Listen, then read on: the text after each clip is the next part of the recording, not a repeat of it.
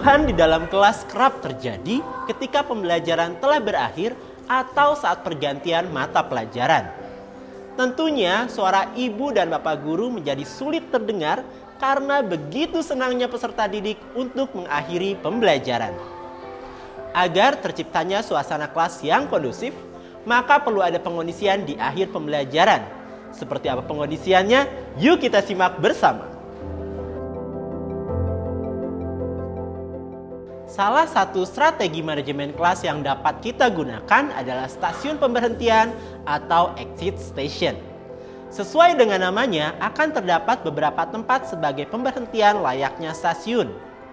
Tempat pemberhentian berfungsi sebagai tempat penyimpanan, pengembalian barang, atau pengumpulan tugas.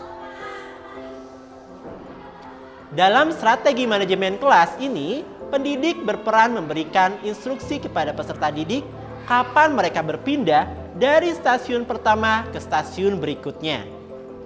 Gunakan aba-aba atau sinyal sebagai tanda perpindahan. Perpindahan dapat diatur searah jarum jam agar lebih teratur. Selama melakukan perpindahan, peserta didik dibiasakan untuk tenang dan fokus dengan tugas di masing-masing pemberhentian. Stasiun atau tempat pemberhentian dapat dirancang oleh pendidik. Misalnya, memberikan poster dengan animasi gambar, warna, atau tulisan sebagai penanda nama stasiun. Dalam simulasi kali ini, saya telah merancang 3 stasiun pemberhentian dengan tema kereta api. Yuk kita simulasikan. Simulasi ini dapat digunakan pada jenjang SD saat melakukan pergantian mata pelajaran. Dan juga dapat diterapkan pada jenjang SMP dan SMA ya. Anak-anak, waktu pelajaran IPAS akan berakhir. Ibu sudah tuliskan 1 pertanyaan untuk tiket hari ini. Silakan jawab di buku latihan kalian dan dikerjakan sesuai dengan pemahaman masing-masing. Waktunya 5 menit ya.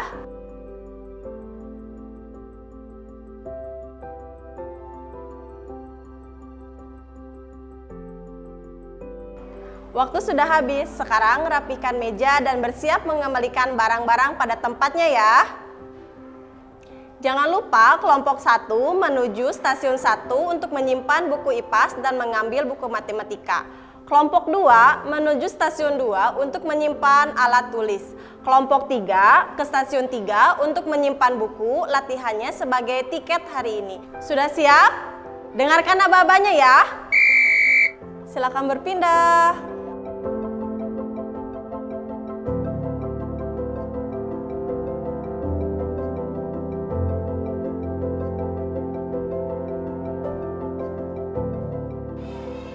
Stasiun 1 merupakan tempat peserta didik menyimpan tas dan buku pelajaran atau latihan mereka. Dengan begitu, murid hanya cukup membawa peralatan yang dibutuhkan setiap jam pelajaran. Selanjutnya, mari berpindah. Kelompok 1 menuju stasiun 2, kelompok 2 ke stasiun 3, dan kelompok 3 ke stasiun 1. Silakan berpindah.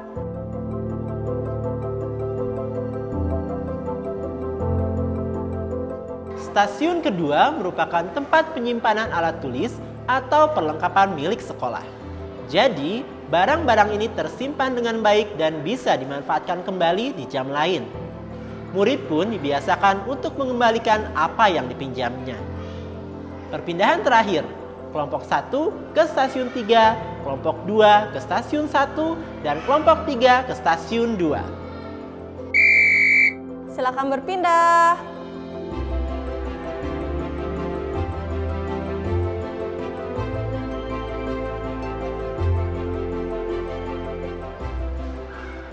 Stasiun 3 adalah tempat mengumpulkan tiket harian.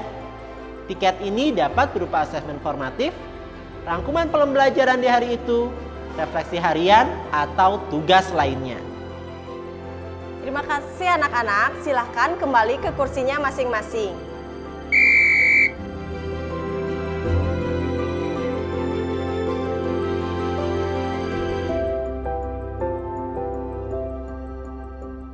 Sebelum kita melanjutkan pelajaran matematika, Ibu memberikan waktu 3 menit untuk beristirahat. Silahkan yang mau minum dan mencuci muka terlebih dahulu. Seperti itulah strategi stasiun pemberhentian saat disimulasikan. Tiket yang digunakan dalam simulasi merupakan asesmen formatif. Tiket dapat membantu kita untuk memahami capaian peserta didik terkait materi di hari itu. Selain itu, dapat membantu kita untuk mengevaluasi diri terkait cara dalam menyampaikan materi. Untuk PAUD, tiket dapat berupa kegiatan menggambar, mewarnai, atau menempel gambar. Misalnya, mengajak peserta didik untuk menggambarkan sosok dirinya atau perasaannya selama berkegiatan di hari itu. Tiket tidak harus selalu dimunculkan dalam setiap pertemuan. Pendidik dapat menyesuaikan kembali tiket apa yang sesuai untuk pembelajaran di hari itu. Oh iya, simulasi tadi juga dapat digunakan di PAUD atau saat mengondisikan peserta didik ketika mengakhiri hari. Seluruh alur dan prosesnya akan sama. Bedanya karena untuk mengakhiri hari, maka peserta didik diajak untuk menyimpan dan merapikan seluruh barang yang telah digunakan.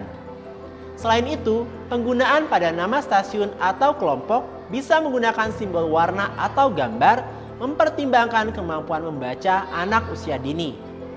Lalu, gambar-gambar pada setiap stasiun dapat disesuaikan dengan suasana kelas PAUD. Semakin tergambarkan, di awal percobaan, pendidik dapat mendampingi dan memberikan arahan kepada peserta didik. Setiap konten di setiap stasiun maupun tiket dapat disesuaikan dengan kreativitas dan kebutuhan kelas ya. Sedangkan untuk penentuan kelompok, pendidik menyesuaikan jumlah kelompok berdasarkan stasiun yang tersedia. Kelompok dapat ditentukan berdasarkan baris tempat duduk, warna pada meja dan kursi, atau urutan absen. Selamat mencoba di ruang kelas masing-masing.